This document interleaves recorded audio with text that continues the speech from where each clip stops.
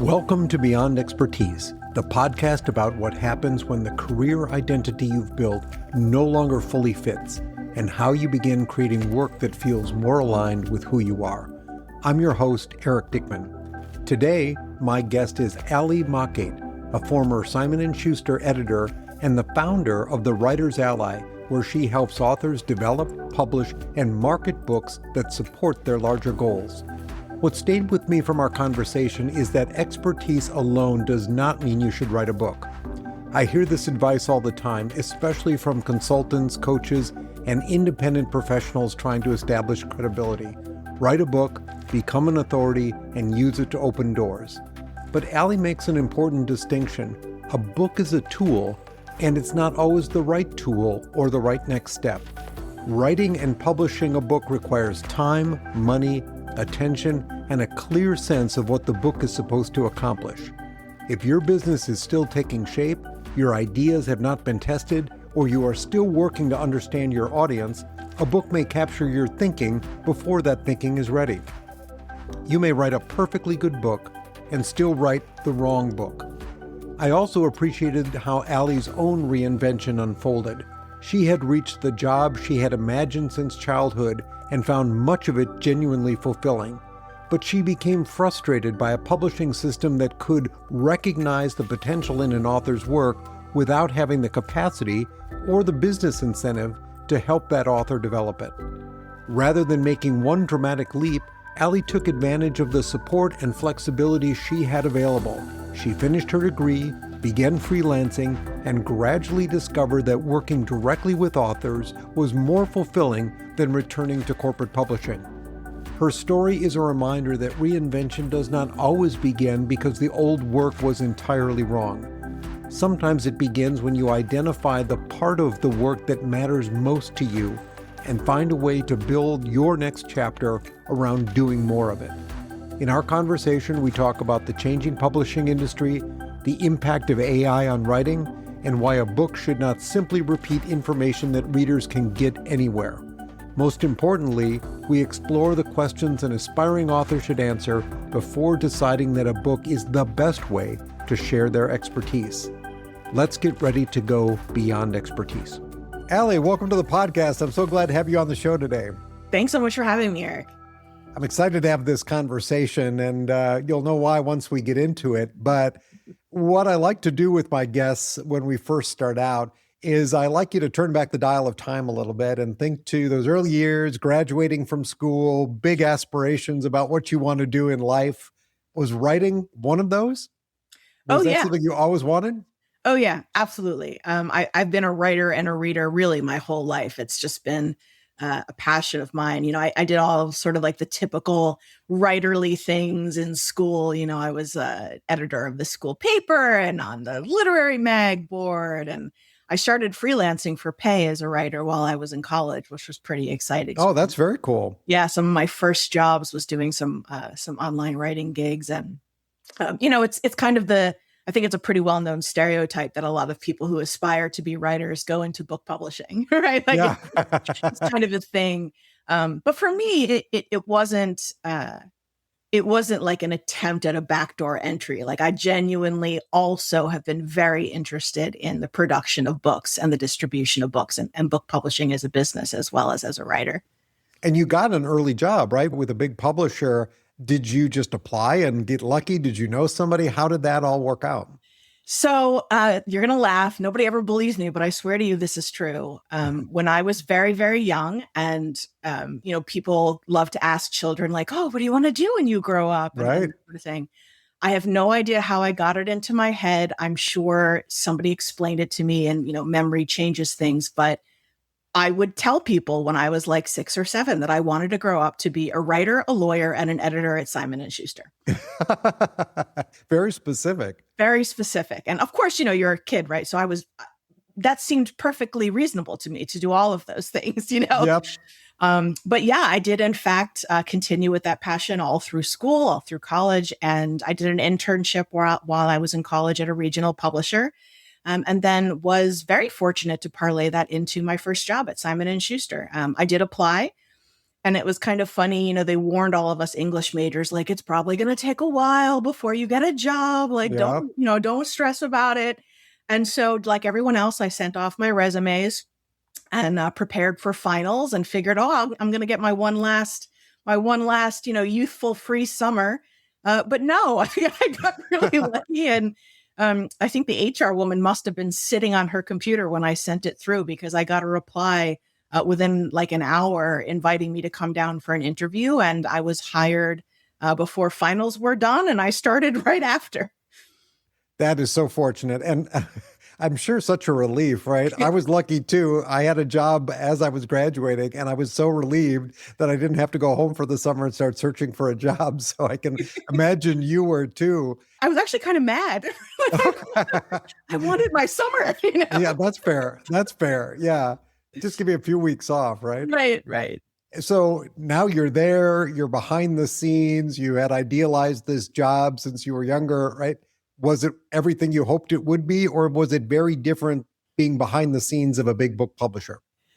I mean, a little bit of both. It absolutely was a dream job. I had an incredible experience, in part because of the people who were there at the time. We were led by the late Carolyn Reedy, who was CEO at the time, and she really was fantastic. She used to lead, I don't know if it had a name, but she would run these regular programs. Every month, she would have somebody from a different department come into the large conference room and give a little presentation about what that department does and how it fits into the overall process. And they were always open and always just like, and everybody was invited to come. But it was a wonderful way for everyone in the business to get to know what different people were doing at different parts of the process. And I think that mission that she had of like really having what in many ways can be an unwieldy, sort of lumbering elephant of a business. Yep. And get everyone to coordinate and to work as a team and to know each other in that way really trickled down. So the people in my department also were incredibly supportive of young people.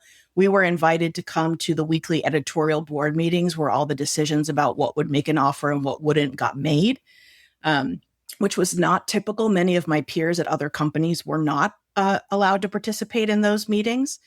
And it was because of that supportive environment that I made an offer and acquired my first book before I'd even been there a year, which was virtually unheard of. So yeah, like in many ways, it was amazing. It was a true mentorship, like a real kind of apprenticeship working under more senior editors. And again, very lucky for the type of people I worked with.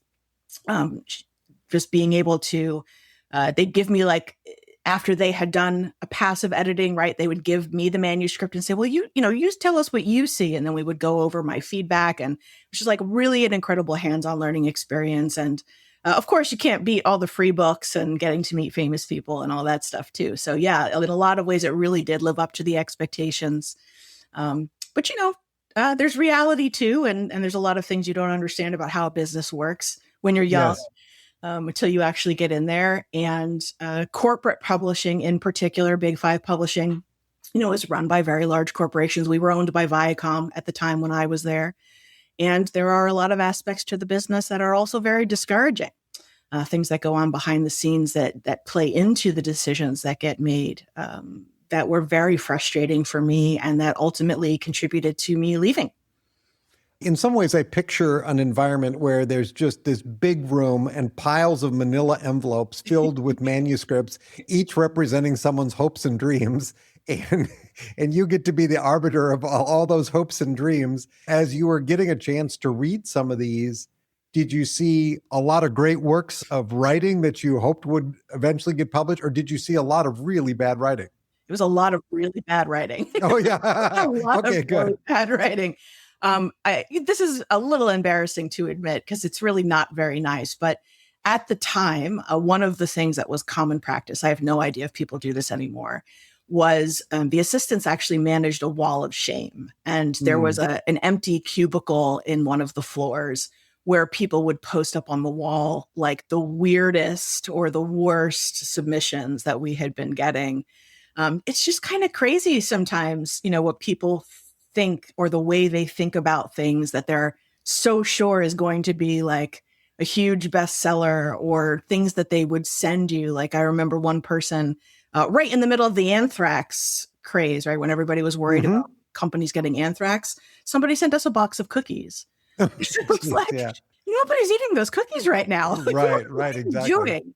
But of course, there are always gems as well, and we got to work on some really amazing books. So yeah, it was a real eye opener and a real education. In that kind of an environment where I'm sure the volume is just unbelievable, do full manuscripts actually get read? Are they skimmed? Does somebody read the first chapter? I mean, I just think about in a normal work day where we have to go through our email box, and that seems like a chore. If part of your job is just to read what I imagine some of these are pretty long books, right? How do you do that? How do you start to weed it out? Yeah. Well, the first thing I'll tell you is I developed a very good skill as a speed reader. Okay. Was so baked into me that even to this day, I have to force myself to slow down when I read for pleasure because I'm so used to skimming it. But yeah, it is kind of a skimming. You're clearly not sitting down and reading completely every manuscript that comes through. But the truth is, and this might seem harsh, but it's usually pretty obvious within a few pages if something is worth continuing. A lot of things are just really not ready to compete at that level. You know, traditional publishing is sort of thought of, I think, by too many people as a natural endpoint that, you know, they've written something and now the natural next step is to publish it. When in fact, it's really only a very small percentage, you know, maybe the top 1%, let's say, of any books written, any people who are writing that actually manage to be able to compete at that level. So, you know, yes, it is a lot of time spent going through submissions for sure. But you're not reading through everything. You don't need to read through everything to know if it's, you know, even in the ballpark or if it's marketable or even if it's just a right fit. You know, sometimes it's not a book being objectively good or not. It just may not be right for your particular editor or your particular department. That makes sense. And I know in your journey, you did get to a point of a little frustration, right? Where you started to see work that you just didn't like and you thought, hey, people need some help here. Yeah, you know, one of the things that really frustrated me is that I'm sort of a problem solver by nature. And so sometimes we would get proposals or we would get projects where I could really see the potential. You know, the project wasn't quite there yet. Maybe the writing still needed a little bit of polish, or maybe the plot, it needed a little bit of, you know, tightening to really feel that tension or that conflict. Or a nonfiction book, you know, perhaps somebody had a really great project, but not really a big enough platform or the right credentials. And I could always kind of see how it could get there. But at a publisher, that's not your job. It's not your job to help the authors get there. They're either there or they're not. Right? Okay. And then they get accepted or they don't. And that did become really frustrating for me after a while, because I did see many projects that I felt, you know, had legs that could be worthwhile just getting passed on, you know, because they didn't meet, you know, some of this criteria. And there was one project in particular that I sort of, you know, share as like a real turning point for me. And I had already been a little bit disgruntled. We had gone through several rounds of layoffs. The department was very shrunken after 9/11. You know, a lot of industries in New York experienced this.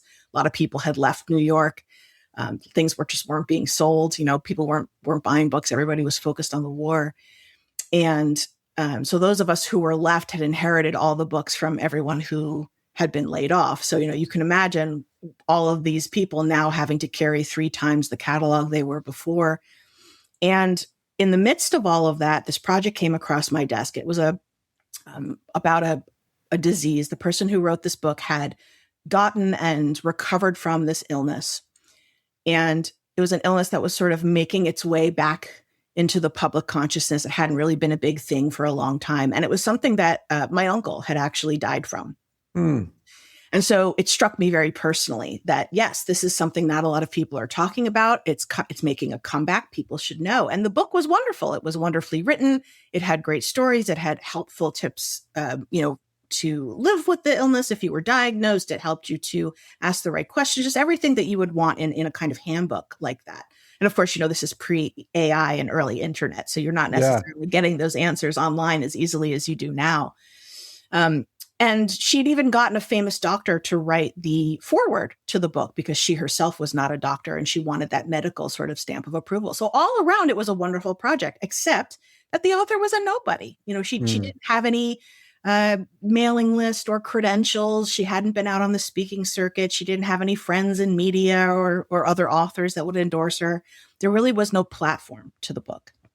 And I remember being in an editorial board meeting and proposing this project with so much passion and vigor. And everyone basically, the C-suite basically saying, listen, we see what you see here. Your instincts are right. It's a good project. But she has no platform. Like, we can't sell this book. And the head of publicity at the time said, well, maybe if a celebrity came down with it,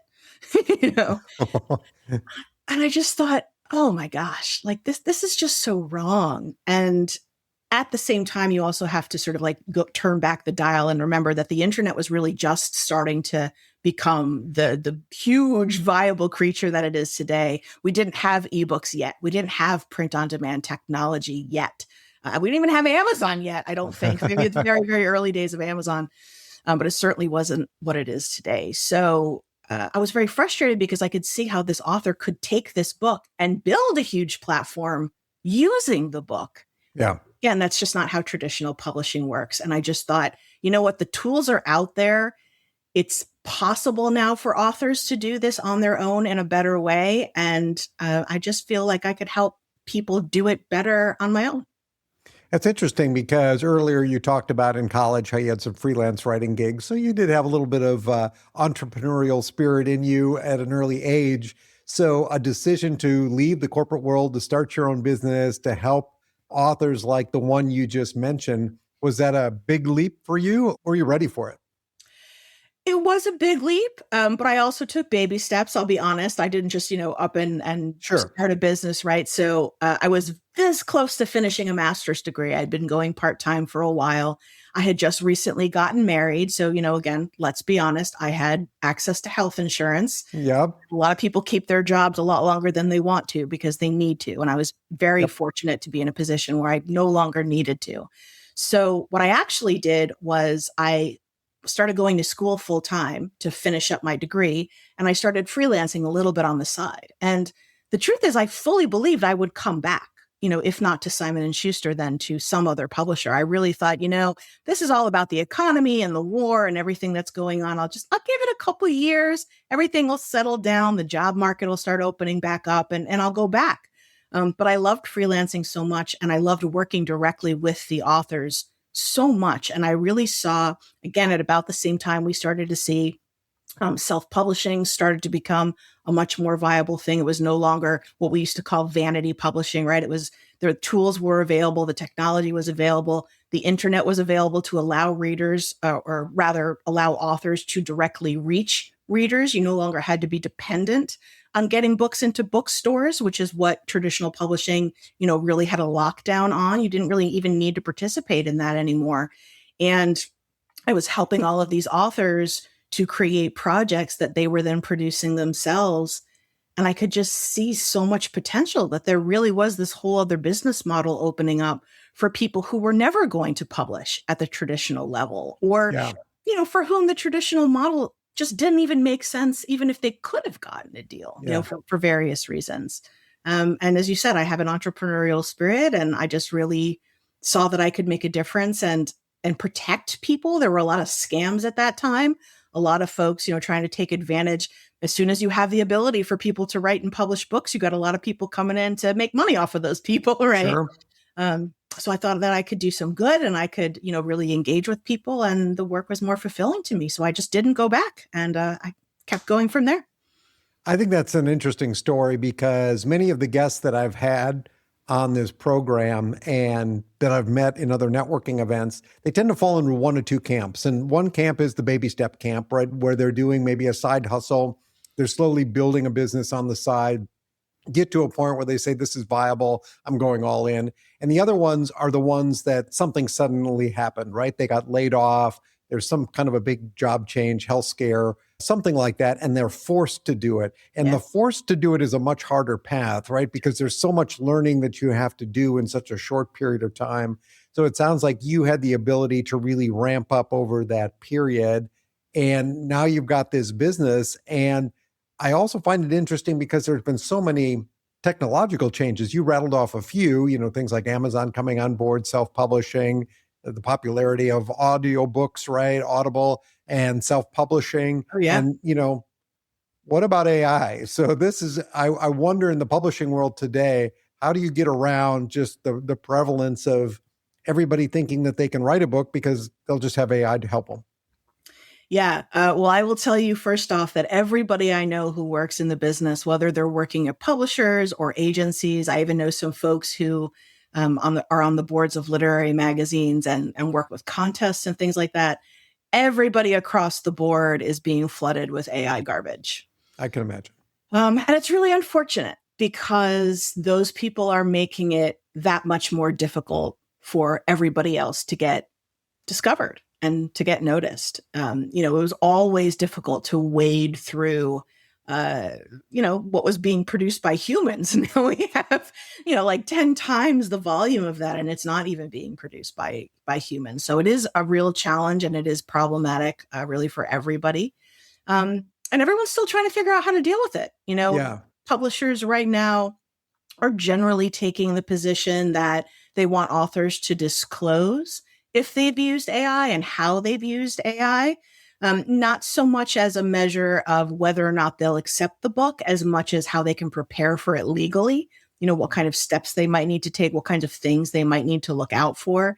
The biggest concern the publishers have is accidental plagiarism. Yeah. As we all have probably heard or know at this point, AI was trained on the output of millions of books, Sure. blog posts, articles.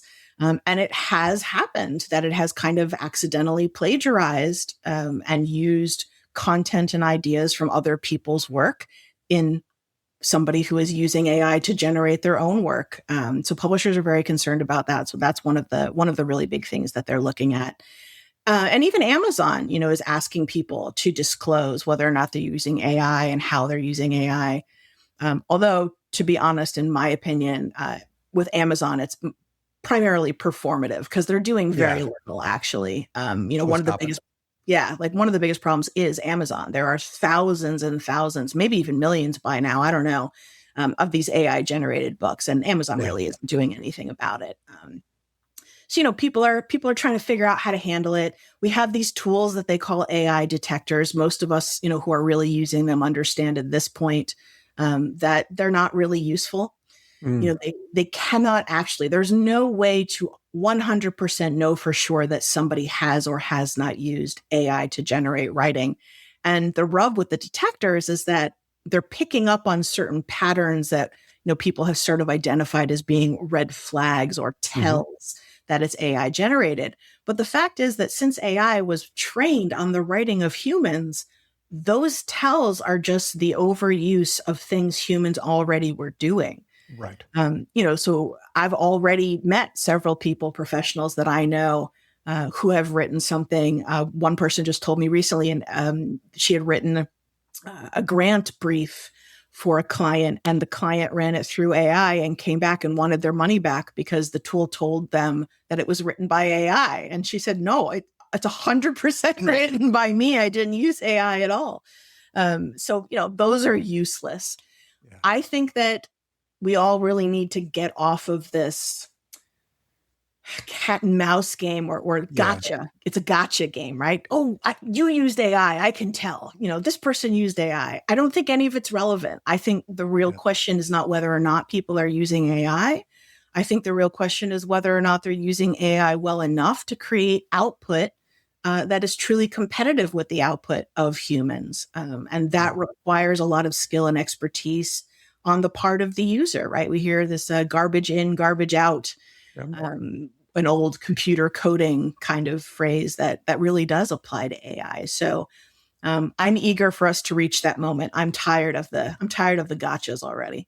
I 100% agree with you. The line that I always use is I think we need to move from a period where we were apologizing for using AI and start apologizing for not using AI because it's a productivity enhancer, right? And I think that's beneficial. I do consulting. I certainly wouldn't want to tell a client I spent 10 more hours doing this because I didn't want to use AI to increase my productivity. And the reality is Grammarly is AI, right? You can do a document, you can have Grammarly fix it. And sometimes that gets flagged as AI because it kind of is. It's rewriting things, it's fixing grammar, but nobody's apologizing for using a spell checker. Right. So, yeah, we do. I totally agree. This cat and mouse game has got to stop. But thinking of the audience who listens to this podcast, a lot of them are people who are navigating that next phase of life. They're going beyond that traditional corporate career, using those skills, that expertise that they've built up over time, and either applying it in a new kind of a venture or maybe tangentially going off and doing something that they've always wanted to do but never were able to do. And I hear over and over from people that one of the things they feel they need to do to have credibility as an independent, as a freelancer, as a consultant, is to write a book. What do you think of that advice? And what would you tell people who are listening today who said, well, I've absolutely got to write a book? I love this question, Eric, because I surprise everybody. Yes, there is this sort of myth, concept, idea, whatever you want to call it, philosophy, that everyone has a book inside of them and everyone should write a book, especially if you have a business or you're an expert of some kind. You should write a book. And I absolutely do not believe that's true. I do not think everyone should write a book for a few reasons. So first of all, when you have a business, when you're an expert, and you are thinking of that book as a part of your business strategy, which is where a lot of people are, right? When they talk about, well, everyone should have a book. It's not just to arbitrarily have a book. The unspoken, piece there is the fact that author is the root word of authority. Mm-hmm. And in our culture, in Western culture at least, we automatically associate people who have written books with people who know what they're talking about. We say, oh, she wrote the book on the subject, right? Right. So that's really what people are saying when they're saying, oh, you have to have a book. You got a business, you're an expert, you got to have a book. But if you think of that, a book is a tool. And a book is not always the right tool for the job. Yes. So it really does depend what it is you're trying to accomplish in your business. A book is not a throwaway thing. I mean, even in the age of AI, it's not something that you just sit down and do in an afternoon. Not Sure. If you wanted to actually move the needle in your business and be successful. It's a huge investment of time and energy. There's a huge opportunity cost, all the things you have to say no to because you're focusing on the book. There's a real financial cost if you want to do it right. There are some things, certainly ways that you can save money, but ultimately, you want a professional result. You have to put a professional effort into creating it. So there may be a situation in any given person's business where that doesn't necessarily make sense. If you're still struggling to get clients, if you're looking to get income, writing a book is not your best next step, right? There are other things that you can do to bring in more income, to bring in more clients. So that's the first thing. It's not always the right tool for the job. And the second piece is that sometimes your business may indeed benefit from a book, but it might just not be the right time. Yeah. One of the biggest mistakes that I see authors make when they're, business folks and they have a business of some kind is that they write the book too soon. Mm. They think that, the book is the thing that's going to help me. It's going to grow my business, right? It's going to help me get clients. It's going to help me get visibility. It's going to get me opportunities. And yes, all of those things are true. But you have to have a business in order to leverage the book to grow the business. The book isn't the thing that gives you the business, right? It's not the thing that gives you the experience and the expertise. So I see people trying to write books, before they've really tested their offer on the market, before they've really built an audience, before they have case studies of clients who have gone through, their signature processes or used their philosophies. They haven't really honed their own messaging and positioning. And you can still, can you physically sit down and write a book if you haven't done those things? Yeah, sure. Of course you can, but the book is not going to get you the kind of results that you're imagining you're going to get from that book and that you would get from that book if it was being done in the right time. So I think it's much more important to look at it from that perspective. No, not everyone should have a book. A book is an incredibly powerful tool. But just like any tool, it has to be the right tool for the job and it has to be the right time for your business to really get the most out of it. I love that advice because I 100% agree. And I also personally think that there's oftentimes not a lot of new information that people are really sharing in these books. They're generally just repackaged and rebranded ideas that other people have shared. Yeah, absolutely. And, to your question about AI earlier, this is something that I've really been thinking a lot about. we live in a very different age all of a sudden, like, yeah, sure. A few years ago, you could Google a question and get some information, but not the way you can now. Yes. AI not only provides information, but it customizes information. You can spend, really a few minutes even with your AI tool, give it a good prompt, give it some detail, and have it completely customize a 7-step process to this, a 5-step plan to that, Yeah. So there are many people, maybe you've seen it. Tim Ferriss famously wrote a blog post very recently about, asking the question, has AI killed the nonfiction book? Mm-hmm. And the conclusion he comes to, and which I completely agree with, is that it hasn't killed nonfiction books in general, but it has killed a very specific type of nonfiction book, the type that you're describing. Yeah. If you think that, you need to have a book and all you really can put into that book at this time is something that's pretty much just rehashed information that really any expert at your level would be able to come up with, it's just sort of common knowledge among, your peers. That's the kind of book that honestly isn't going to do well anymore in the age of AI because people don't need it. They're going to go to AI to get that kind of information. Yeah. So what are the books worth reading in a world where information is free? Yeah, that's a great question. And I think some people, they envision a speaking career, right? They want to be on stages. They want to have that kind of opportunities, maybe be on television. And I think they look as a book as a big credibility booster there. You're going to be speaking on stage or pitching yourself as a speaker. It's easier to do if you're an author. So I understand the appeal there. If somebody really does feel they have a message that's worth putting into a book, what advice would you give them on how to get started, where to go for help? What is the approach that you give an aspiring author if they really believe they've got something to say? So I talk a lot about this thing that I call the good book, wrong book problem.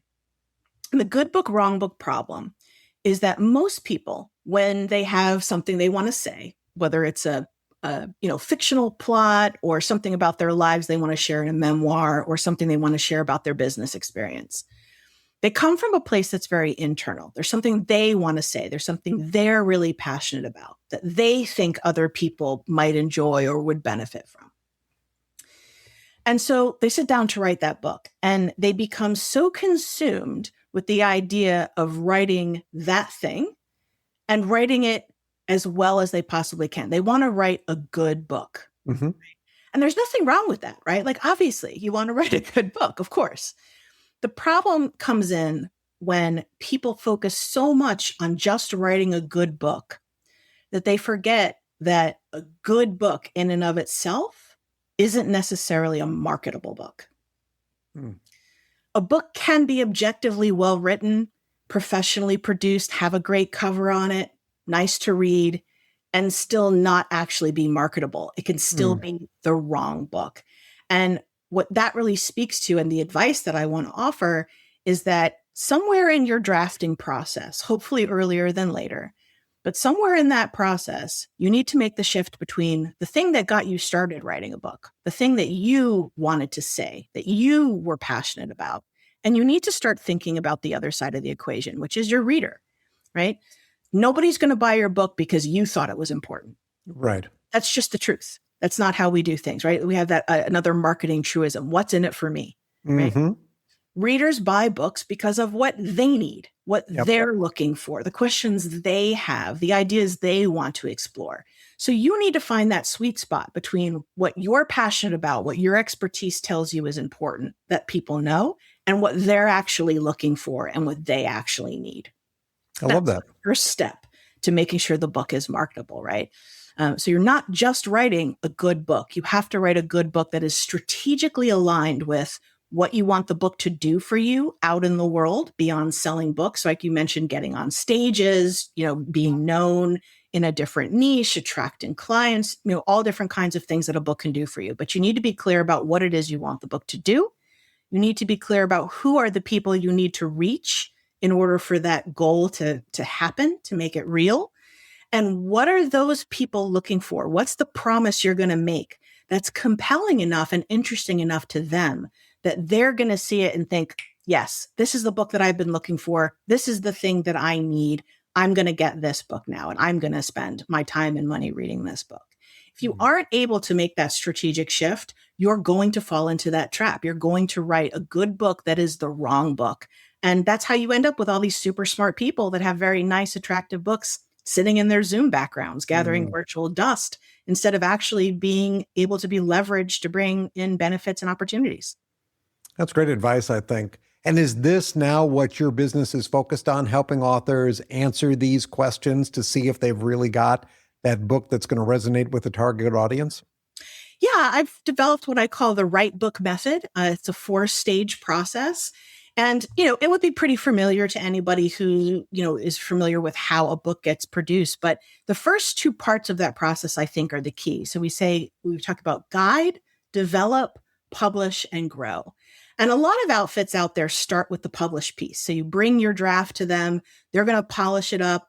The kind of editing they're going to do is not substantive. They're going to do what we call copy editing. So they're going to make sure you're not embarrassed. They're going to catch your typos and your errors and any kind of obvious inconsistencies.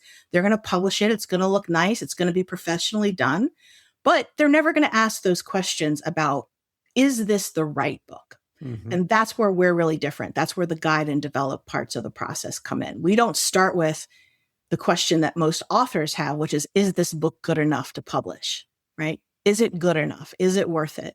We ask, is it the right book for what you're trying to do? And we start there. If it isn't, we identify what needs to happen for it to become the right book. And if it is the right book, of course, then we go on to reinforce those things, tighten everything up, make it even better, make it reach its fullest potential before moving on into the publishing and marketing process. I love that. And it's a service that I think would be so valuable for so many of the people that I talk to, because like I said, this conversation around should I write a book comes up over and over again. And I think you've laid out some good advice for people to consider before they jump in the mix with everyone else trying to quickly write a book to give themselves some credibility. Ally, how can people find out more about what you do, where you're located on the internet? How can they connect up with you? Well, if you come to our website at thewritersally.com, we have a free resource library with all kinds of great goodies. And I've also prepared a special gift for your audience. If they go to offers.thewritersally.com/beyond expertise, they will find themselves with my evergreen webinar training called Don't Write the Wrong Book. Sort of speaks to everything that we were just talking about. It's, really digs into what it means to write the right book, how to avoid writing the wrong book, and it walks people through a slightly more elaborate process than the 3 steps we just talked about. It's a 5-step process to really help people to think more deeply about the idea they're currently working with, or if they already have a draft. You can use it pretty much anywhere in the process. It's 25 minutes, and I hope that you'll find it really helpful. Oh, that's great. I'll make sure that we have all that linked up in the show notes so that people can find both you and that resource. This has really been an interesting conversation, and I appreciate you taking the time to share your story and these tips for our listeners. Thanks so much for your time today. Thank you so much for having me. I had a great time. Thanks for listening to Beyond Expertise. You can find show notes, resources, and links mentioned during this episode at podcast.ericdickmann.com. If this conversation resonated with you, I hope you'll join me again next time as we continue exploring what it means to reinvent ourselves beyond our careers, titles, and expertise.